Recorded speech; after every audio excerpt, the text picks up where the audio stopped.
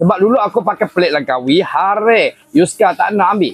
Smart Saga 2025 B40 yang mencari 150 HP power tu. APD 30 hari bulan 12 kita ini dikeluarkan. Huruf pendaftaran nombor 4 selepas Johor.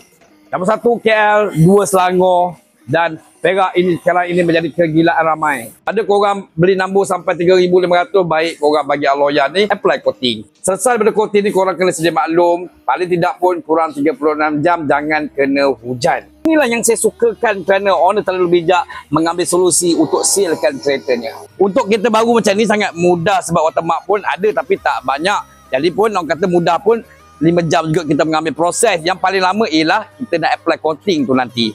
Untuk nombor pendaftaran tadi tak semestinya pelit wilayah ni harga yang mahal sebenarnya, tak betul juga sebenarnya, bukan kira macam tu. Huruf cantik, nombor cantik tapi tak guna juga kalau condition di bahagian luaran terlalu kusam. Pastikan bila mana korang memiliki kereta baru terus apply coating.